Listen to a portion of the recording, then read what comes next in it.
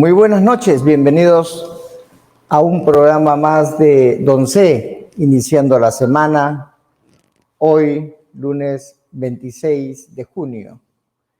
Hemos querido utilizar esta semana para hablar sobre los diferentes aspectos de la política, sabiendo que es un tema que la gente por lo general no le interesa mucho cuando se dedican a estos asuntos, a ver la televisión, en realidad no sienten ninguna motivación y por lo general salen de los canales. ¿Por qué? Porque sencillamente lo ven aburrido, lo ven insípido. Estamos hablando de que desde los programas de televisión, desde los conductores de esos programas de televisión hasta los entrevistados, siempre hablan de una manera complicada, con términos que la gente no entiende.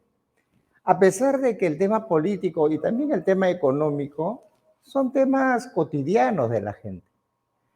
Nosotros como ciudadanos somos agentes políticos y económicos y sabemos lo que está sucediendo en el día a día, pero cuando vemos lo que informan, cuando vemos lo que pasa en el Congreso, cuando vemos lo que pasa en algunos de los ministerios, en la misma presidencia de la República, sencillamente no nos explican de manera adecuada y por eso nos mantenemos siempre al margen de estas cosas. Nosotros queremos que esta situación se revierta mostrando que tanto la economía como la política se pueden explicar de manera amena, de manera real, con los hechos que nos tocan en el día a día. Y precisamente hemos consultado con algunas personas, algunos politólogos, algunos comunicadores, y todavía ellos piensan que la gente es la que no tiene el interés en mantenerse informados sobre lo que sucede en el país.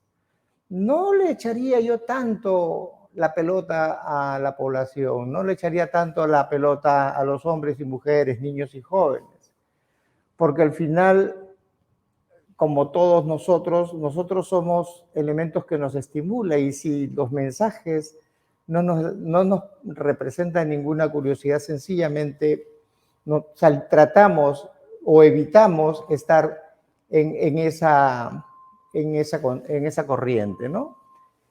Otra de las cosas que viene sucediendo es que por lo general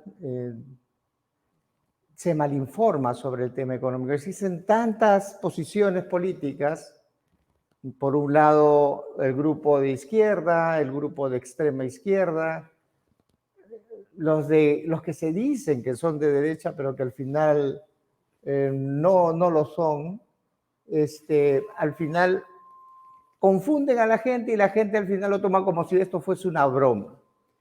Nos va a acompañar en esta oportunidad un experto, un crack en lo que es comunicación y en lo que tiene los pergaminos suficientes como para poder entablar esta conversación, pero pidiendo a nuestro amigo Marco Torres Paz que vayamos hacia la cancha como cuando vemos un partido de fútbol y tratemos de llevarle a la gente el mensaje de que la política puede ser divertida, dado que ahora para mucha gente es aburrida. Marco, muy buenas noches, ¿cómo estás? ¿Cómo estás, César querido? Un abrazo hasta Cajamarca, grandes recuerdos con tu persona, tantos años y gracias por la presentación tan generosa. No, nada, hombre, te vemos en cada espacio y en cada congreso extra, ya a nivel internacional y eso nos llena siempre de orgullo quienes te hemos conocido en tu crecimiento, ¿no? Cuéntanos, ¿es un chiste la política? ¿La gente lo toma como un chiste? ¿Por qué la gente no se interesa en la política? Bueno, justo aprovecho un poco tu espacio para comentarte a un autor de Corea del Sur que lo he leído hace unos meses, que se llama Byung-Chul Han. Él tiene un libro muy interesante que se llama Infocracia. Voy a dar un resumen corto. Infocracia, ya. Infocracia. Y pongo como ejemplo un poco esta narrativa del golpe de Estado de Castillo del 7 de diciembre. Como tú sabes, tu audiencia sabe, a las 11 de la mañana de ese día Castillo da un golpe de Estado vía por la televisión, en cadena a nivel nacional, dice disolver el Congreso, disolver la Fiscalía, el Poder Judicial, Y en esa línea de tiempo, luego se van sucediendo una serie de renuncias, primero de su gabinete, luego las Fuerzas Armadas también le quitan piso, y finalmente el Congreso adelanta la sesión de vacancia, que era para las 3 de la tarde, la adelanta a las 12:30 y a la 1:30 estaba vacado. Eso es la realidad, digamos, ontológica, la realidad fáctica. Claro. Sin embargo, hay un 30-40%, dicen en el sur, de gente que dice, no, Castillo no dio el golpe lo dio el Congreso. Hay una narrativa. Ya estamos hablando de la infocracia, ¿no? O sea, hay una narrativa que desvirtúa la realidad. Hay una narrativa que no le importa la verdad, no le importa la realidad filosófica, ontológica, fáctica, no. La infocracia, dice el autor, es el poder de la información, pero es la información por la información y construye una realidad paralela y muy totalmente diferente a la realidad a la educación con la que tú y yo fuimos criados, la generación nuestras. Es decir, lo que el autor dice es que las personas a nivel mundial vivimos en una burbuja informativa. Entonces, si tú te pones a analizar quiénes son tus amigos de Facebook, tus amigos de Instagram, tus amigos de Twitter, son gente que piensa como tú, o que más o menos en un 99.9 comparte los mismos gustos o las mismas tendencias. Es decir, lo que se llaman los famosos algoritmos. Claro, claro. Que van alineando. Entonces, como seres humanos, nosotros tendemos a consumir, es como si yo tengo una taza de café. Entonces, si a esta taza de café yo le echo 10 cucharadas de azúcar, estoy echando azúcar al mismo café. Es decir, las personas tendemos a contarnos nuestras verdades entre nosotros mismos y difícilmente rompemos nuestras burbujas. Difícil, es parte de la idiosincrasia.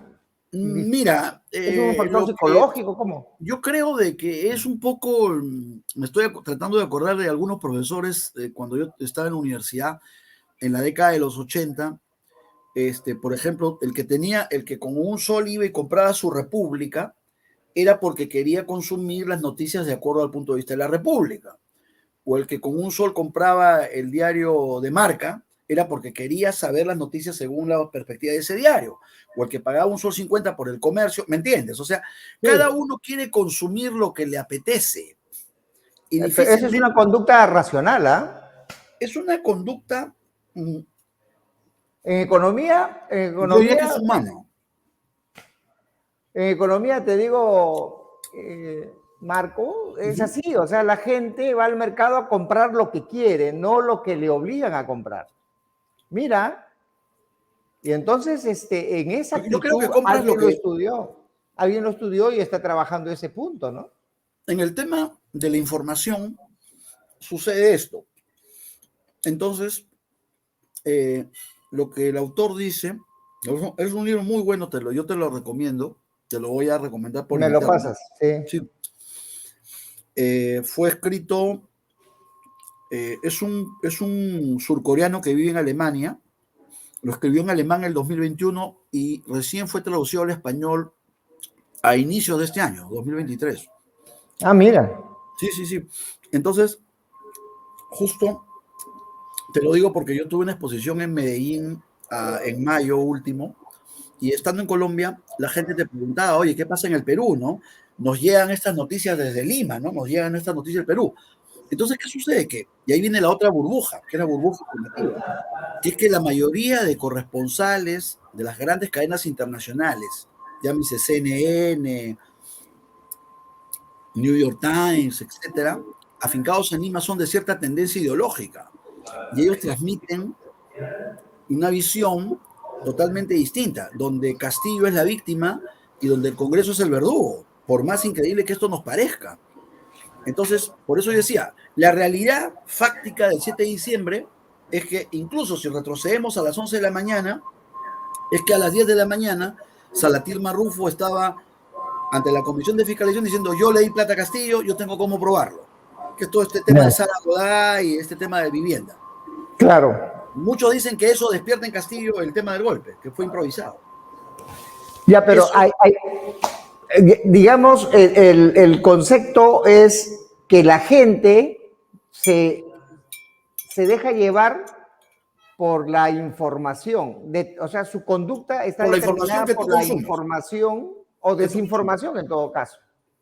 Ahora voy a pasar a otro concepto, que es un poco más clásico, que es el concepto del infoentretenimiento, un poco para entrar en tema con el concepto del entretenimiento que tú planteabas al inicio.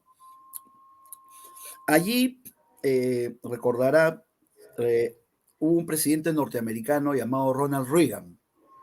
Claro que sí, era el actor. Claro, él tenía un asesor llamado Roger Ailes, que provenía del mundo de la televisión. Una especie, como decir, de Genaro Delgado Parker, un broadcaster. Un broadcaster. Así es. Pero él llegó, por su manejo de la televisión, llegó a ser asesor presidencial de Reagan. Y él acuña un concepto en inglés, entertainment, infoentretenimiento. Hay un libro sobre el infoentretenimiento. Y para hacer corto, el cuento corto, para no aburrir, imaginemos un debate presidencial en un país, un debate de dos candidatos, debate presidencial de segunda vuelta, en un teatro, en un auditorio. Y tú no sé si recordarás, César, antiguamente, los antiguos cines, los antiguos teatros, entre el escenario y el público había un hueco, había un foso, que es donde se ponían los músicos. O la gente que decía falta 5 minutos, falta, ¿no? O los asistentes, ¿no? Claro. Antiguamente se llamaba el foso de la orquesta, porque como el cine era mudo, las orquestas hacían música en vivo para ver la película. Ajá. Bueno, entonces, ¿qué sucede? Que él crea, Roger Ailes, este síndrome acuña el término del foso de la orquesta. Entonces, imaginemos un debate presidencial en el Perú y hay un escenario, hay un atrio y viene el candidato número 1, sube al escenario y empieza a decir, daré 1 millón de empleos, construiré 1000 hospitales, daré crédito agrario, bla, bla, bla, bla, bla, bla, bla, bla, bla, un discurso políticamente correcto, ¿correcto? Y la gente aplaude. Viene el candidato número 2 y al momento que está subiendo las escaleras se tropieza y se cae en el foso. Pregunta, al día siguiente, ¿cuál es el titular del periódico? El que se cayó al pozo. El que se cayó al pozo, correcto. Entonces, prima lo anecdótico sobre lo importante. Ajá. Es lo que pasa en la tele. Y claro. Lo que pasa en el entretenimiento. Entonces, eso explica fenómenos como la tinelización de la política en Argentina o la magalización de la política en el Perú. Recordemos, ya que ha estado de moda Shakira, que Shakira, antes de estar con Piqué, estuvo con el hijo de la Rúa. De la Rúa, claro que sí, sí.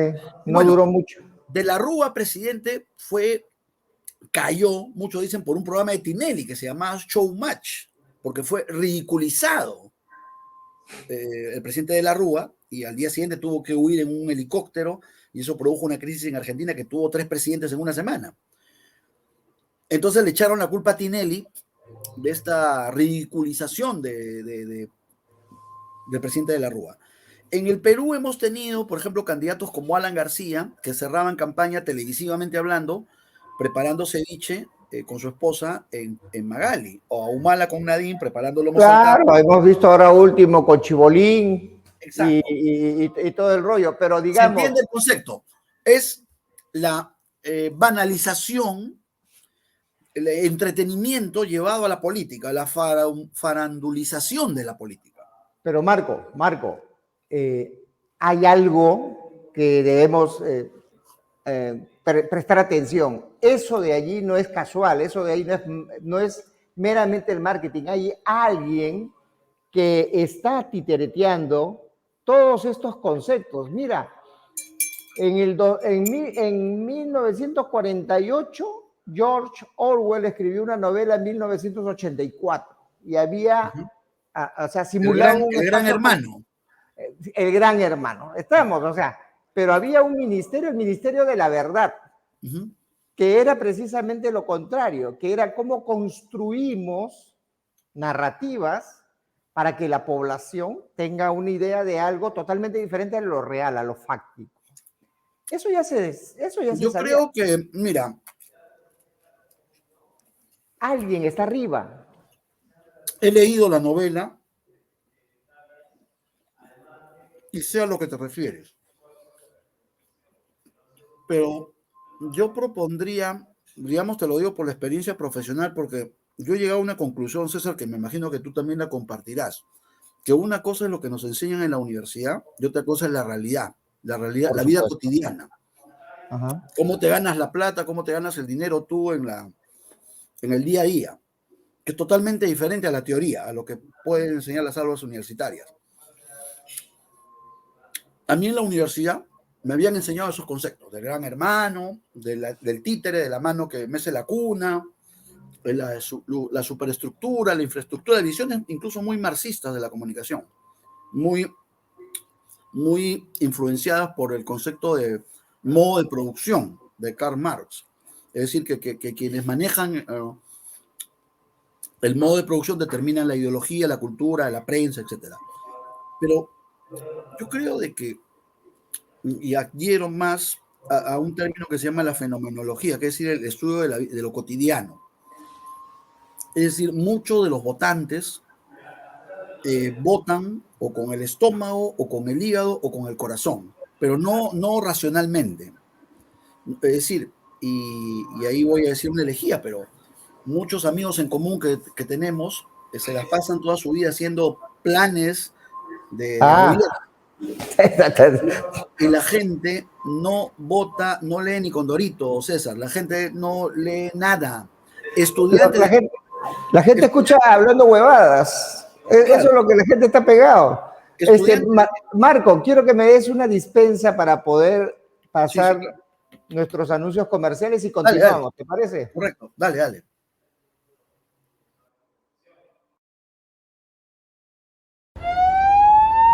Las emergencias ocurren cuando menos te lo esperas. En Clínica Limatambo estamos preparados para atenderte las 24 horas del día. El mejor staff siempre listo para atenciones de emergencia, SOMAT, pediátricas, ginecológicas y además contamos con nuestra unidad de cuidados intensivos. Ubícanos en el Girón Puno 265 Cajamarca.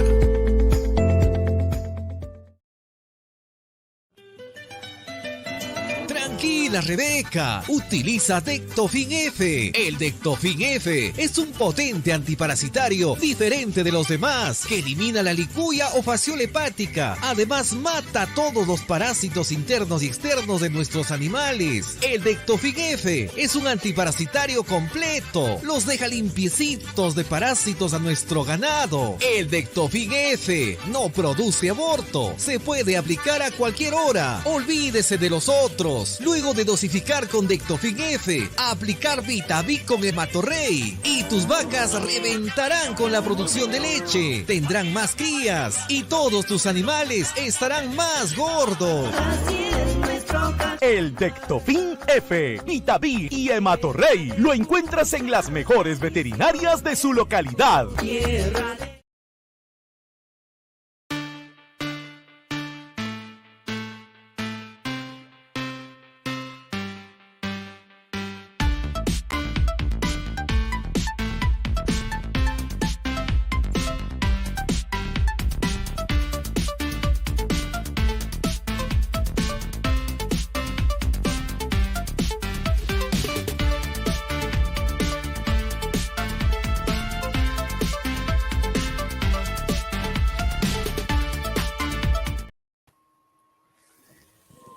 Bien, un par de minutitos como para ponernos medio relajados y el asunto sigue siendo un tema.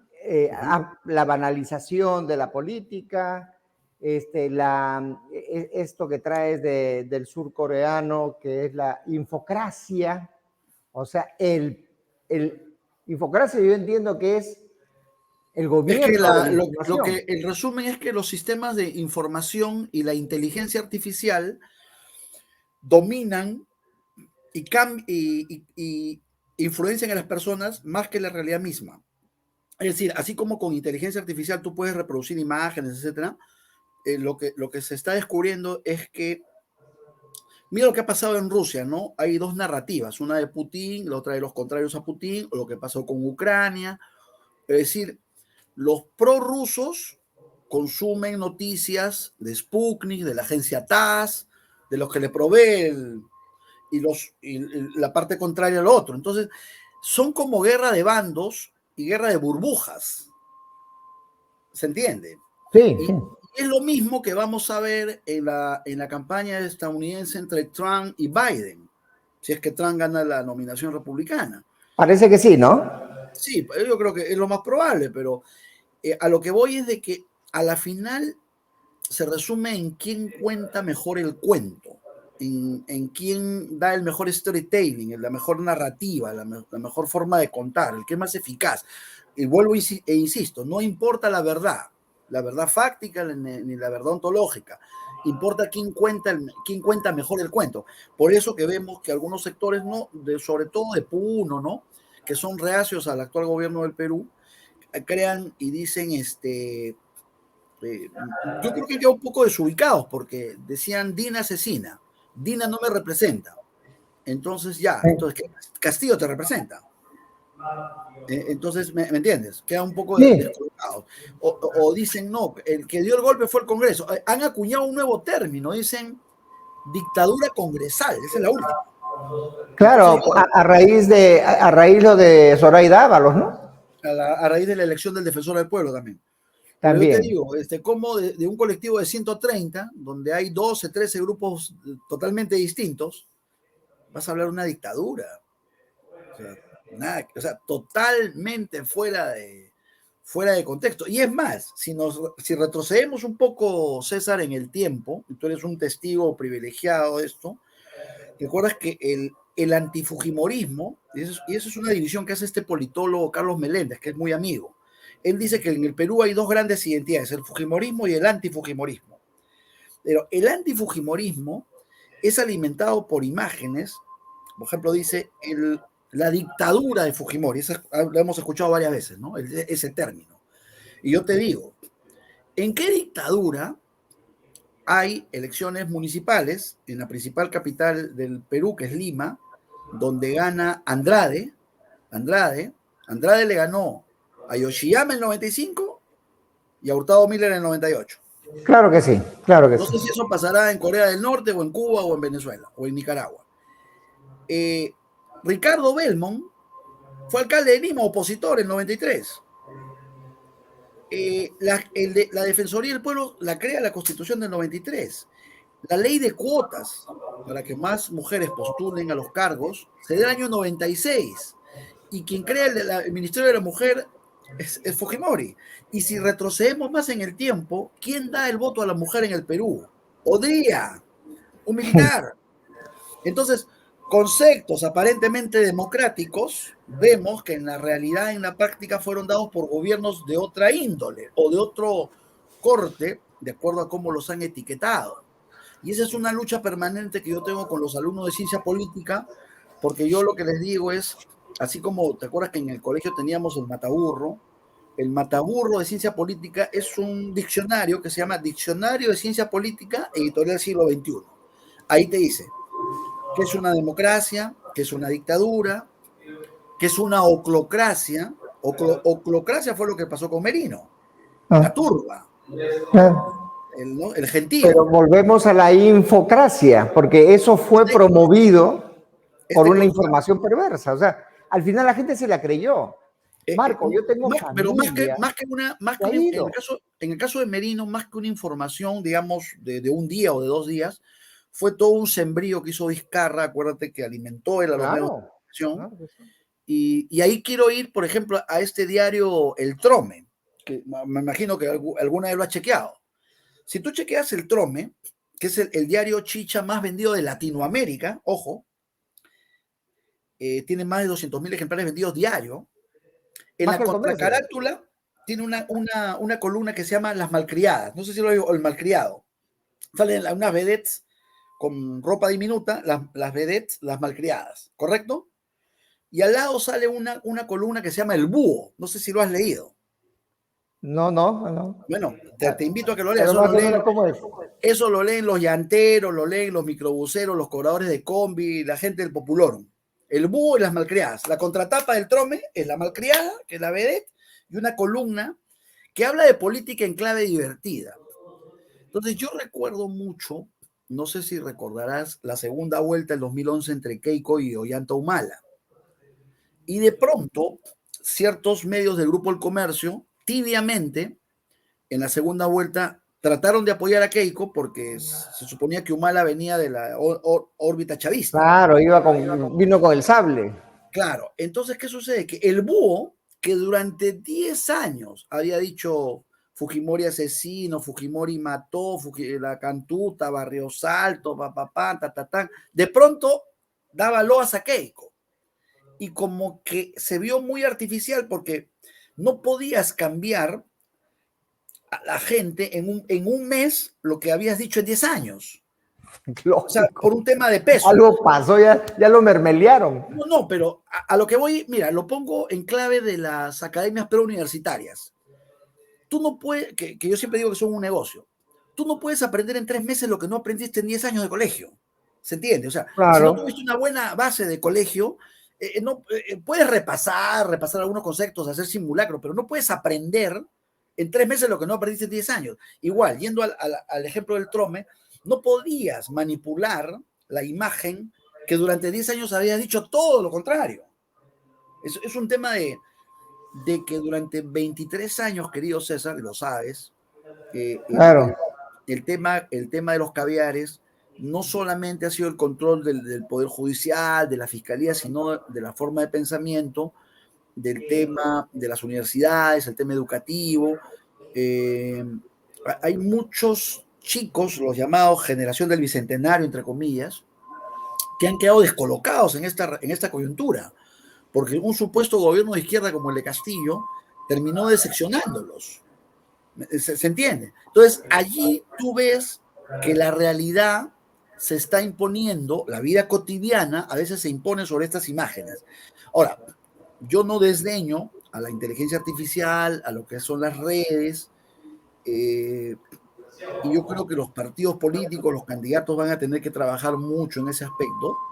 Eso es lo que quería que más o menos aterricemos. Claro. Ya tenemos el problema, y el problema es serio. ¿Por qué? Porque lo mediático y también digamos, la realidad que no existe y que es creada, está predominando. Hay un tema. ¿Qué se hace? ¿Qué se hace? Por ejemplo, no sé si ayer viste Punto Final de Frecuencia Latina, lo que dijeron de los famosos 15 millones de Keiko, de Miami, de la DEA, no sé si viste. Claro.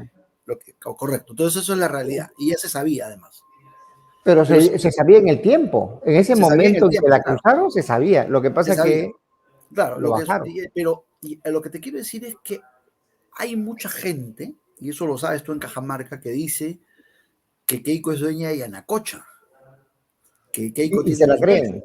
Claro, la izquierda y el progresismo a nivel internacional y a nivel mundial es muy experta en acuñar clichés y en ¿cómo se llama? En simplificar lo que decía Goebbels, el propagandista de Hitler, ¿no? En simplificar al enemigo. Entonces dicen loncheras, tuppers, la chica, o sea, te pone chapas, te pone apodos y te pone un San Benito. Capacidad que no tienen los sectores de derecha, que son más racionales, son más delicados, si se quiere, pero no tienen esa capacidad. Yo creo que recién, por ejemplo, la derecha o el centro la ha chuntado con Vizcarra con el término lagarto. Ahí, por ejemplo, hay un ejemplo al revés del otro sector, porque creo que es un término que define muy bien a Vizcarra y que la ha chuntado en esta forma de simplificar. ¿Y por qué lo digo esto? Porque la gente tiende a consumir en bytes, en pastillas, los grandes conceptos de la política. Tú dices, Lourdes, machona, solterona, Alan, florero, tal, ¿me entiendes? O sea, la gente tiende a simplificar a los políticos. Hablo de la señora que vende moliente en el mercado, de la gente de a pie. Claro. Tiende a simplificar en frases, en palabras, a los políticos. Entonces, yo creo que son dos claves acá. Una es la forma como se cuentan las historias, la forma de contar una historia, y el tema de simplificar en términos muy cotidianos y muy coloquiales para que las grandes masas puedan consumir la política.